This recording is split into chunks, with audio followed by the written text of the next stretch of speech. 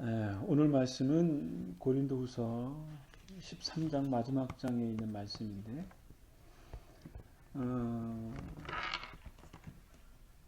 오늘 말씀은 이제 마무리하는 인사의 내용이면서 몇 가지의 말씀을 담고 있는데 첫 번째로는 뭐냐면 죄 지은 것에 대해서 너희가 매우 엄격한 신앙적 자세를 가져라. 그렇게 권면하고 있어요. 어느 정도였냐면 사랑을 강조했던 이 사도 바울 자신도 2절의 말씀에 보면 죄 지은 자들과 그 남은 모든 사람에게 말하노니 내가 가면 용서하지 아니하리라. 그러니까 용서하지 않는다. 이 말은 너희의 잘못이 확실하다. 그런 의미예요. 1절에 보면 두세 증인의 입으로 말마다 확정하리라. 그러니까 어떤 잘못이 있으면 두세 명의 증인의 입으로 확실하게 말을 하면 그것이 죄로 인정을 받는다. 예를 들어서 한 사람이 개인적인 감정을 가지고 그 사람을 깎아내리거나 헐뜯어서는 그게 교회의 어떤 그 잘못에 대한 확증성이 부족하다 이거죠. 적어도 두세 명의 증인이 있어야 되고 그 사람들이 사심 없이 객관적으로 공적인 자리로서 말을 확증하면 그리고 그것을 부인할 수 없는 증거가 됐다면 그것은 공적인 죄가 될 수 있다는 것을 말하는 거죠. 7절 말씀에 보면 뭐라 그랬냐면 하나님께서 너희로 악을 조금도 행하지 않게 하시기를 구한다 그랬어요. 그러니까 악을 조금도 행하지 않는 것이 중요하다. 더 나아가서 선을 행하는 것이 더 중요하다. 내가 너희를 정죄하고 용서하지 않는 것도 중요하지만 그것보다 더 중요한 것은 너희가 그 악한 것, 잘못된 것을 뒤로 하고 선한 것을 행하고자 하는 것이 더 중요하다 이거죠. 그러니까 악한 것을 안 한다라고 하는 어떤 후퇴하는 의미보다 적극적으로 선을 행함으로써 악을 소멸할 수 있는 거죠. 반대로 우리가 아무것도 안 해. 사랑도 안 하고 봉사도 안 하고 다른 사람들에게 덕도 끼치지 못해. 그런 소극적인 의미보다는 사랑을 하고 덕을 끼치고 선행을 하는 것이 더 중요하다 이거죠. 물론 그런 와중에 오해가 될 수도 있고 또 생각지 않는 잘못된 결과를 낳을 수도 있겠죠. 그런데 그것을 행하는 것이 더 중요하다 이거죠.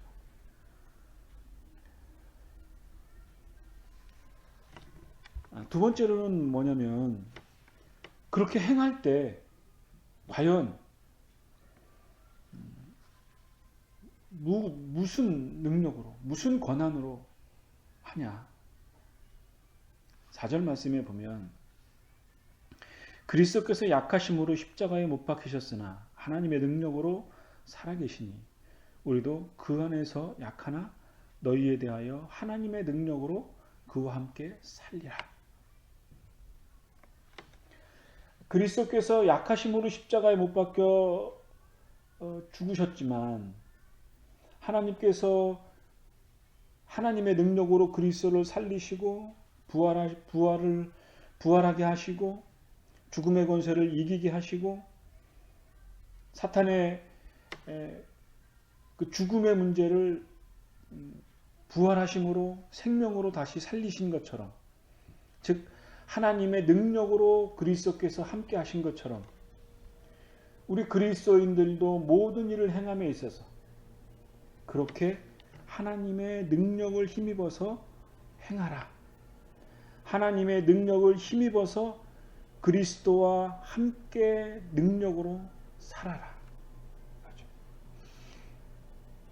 그리스도와 함께 사는 그것이 곧 하나님의 선을 이루는 것이고 우리가 죄로부터 자유하게 되는 것이고 교회의 덕을 세우는 것이고 이 땅에서 우리가 삶을 살아가는 강력한 근원적인 동기가 되는 것이고 삶의 존재 의미가 될 수 있다 라고 우리는 생각할 수 있겠죠.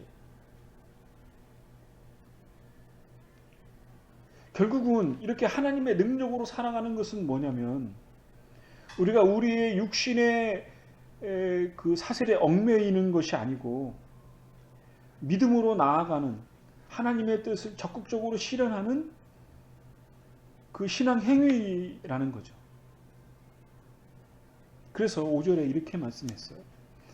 너희는 믿음 안에 있는가?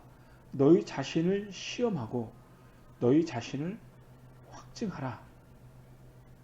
예수 그리스도께서 너희 안에 계신 줄을 너희가 스스로 알지 못하느냐? 그렇지 않으면 너희가 버림받은 자니라.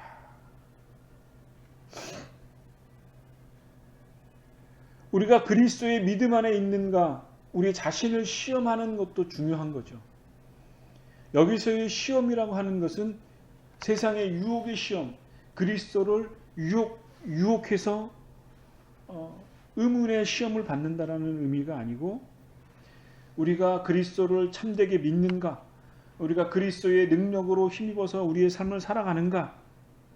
그리스도께서 고난받으시고 그 다음에 그 십자가의 고통을 감내하시고 죽음의 권세를 이기시고 부활하시고 그리고 성령으로 우리와 내주하시는 그래서 우리와 함께 살기를 원하시는 그 믿음 그것을 우리가 확증할 수 있느냐 그것을 시험하라는 거죠.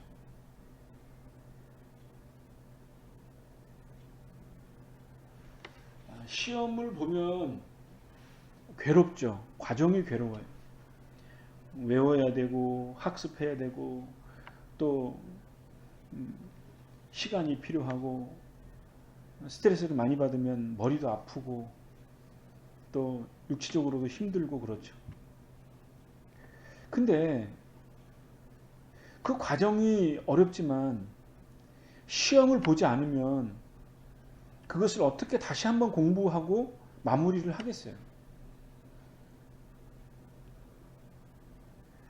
시험을 안 보면 정말 자기가 그것을 얼마나 알고 있는지 그것을 평가하기가 좀 애매하잖아요. 그리고 평가를 하죠. 시험을 봐서 틀린 게 있으면 내가 이게 무엇이 틀렸구나 라는 것을 알면서 또 배우게 되는 거고 결과적으로 시험이라고 하는 것은 괴로운 것이지만 자기 자신을 발전시키는 데 있어서는 좀 필수적인 것이라고 할 수 있죠. 그래서 믿음 안에 있는가를 너희 자신이 시험함으로 너희 자신을 확증하라. 이렇게 말씀하고 있는 것은 일면에 좀 이해할 수 있는 부분도 있다 이거죠. 그래서 우리는 매일 우리 자신을 시험할 필요는 없겠으나 적어도 우리가 문득문득 신앙을 점검해보고 그러한 시험을 우리가 테스트하는 것은 매우 유익한 것이고 또 필요한 것이라고 할 수 있죠. 그럼으로써 우리의 신앙을 뒤돌아보고 우리의 삶을 뒤돌아보고 그래서 고등학교 때는 리트릿이라는 것을 했었어요.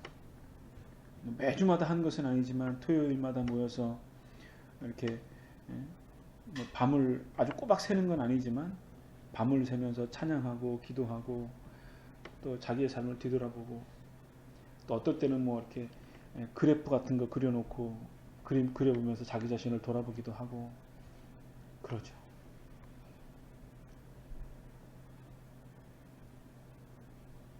그렇게 하면서 자기의 삶을 뒤돌아보고 또 앞의 미래를 어떻게 살아야 하는 것을 한번 생각해 볼 필요도 있는 거죠.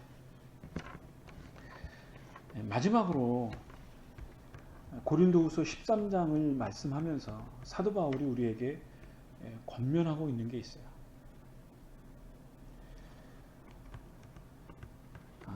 9절 말씀에 보면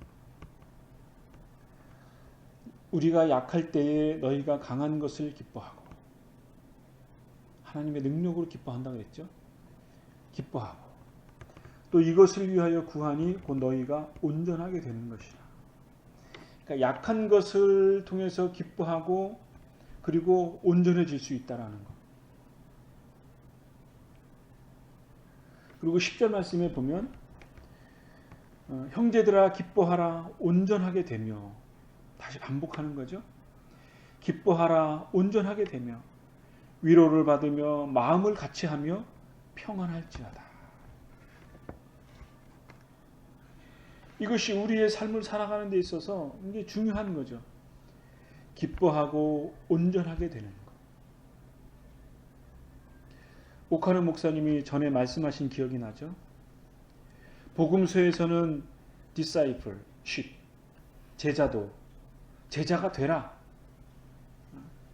그렇게 제자에 대해서 예수님께서도 말씀을 제자들을 훈련시키는 그런 내용들이 담겨져 있지만, 바울 서신에는 그 제자에 대한 강조점이 좀 희미해요. 그러면서 오카르 목사님이 뭐라 그랬냐면, 그 제자됨의 결과가 온전하게 되는 것이다 라는 말씀을 하신 기억이 나요. 그렇죠.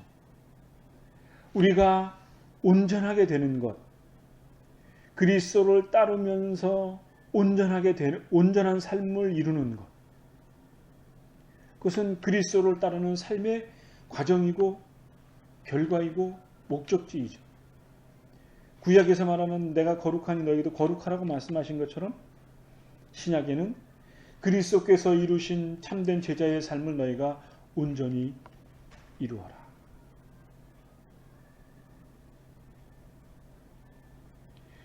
그리고 위로를 받으며 마음을 같이하여 평안할지어다. 온전함을 이루는 그 결과물이죠. 위로를 받고 위로를 하고 마음을 같이하여서 그리스도의 평안이 우리의 삶을 지키게 하고 떠나지 않게 하는 것. 그래서 사자의 밥이 되는 그 순교의 현장에서 부모가 자녀에게 하는 말이 그거였다 그러죠. 조금 있으면 우리가 주님 앞에 가는데 우리의 마음속에는 주님의 평강이 있다. 그러면서 샬롬, 그렇게 했다는 거죠. 사자의 몸이 찢겨가는 그 고통 속에서, 죽음을 목격하는 그 공포 속에서 평안할지어다. 예수님이 두려움에 떨은 제자들에게 평안할지어다 말씀하셨던 그 평안, 그것을 끝으로 사도 바울이 고린도 교인들을 향하여 그리스도의 참된 인사를 하고 있는 것을 볼 수 있어요. 그러니까 우리가 우리의 삶을 뒤돌아보아도 궁극적으로 할 수 있는 권면사항이 뭘까?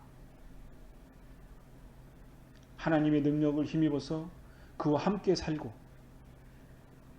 우리의 자신을 시험에서 우리 자신을 확증하고, 그리고 기뻐하고 온전함으로 위로를 받고 평안을 빌고 평안의 삶을 살아가는 그 삶,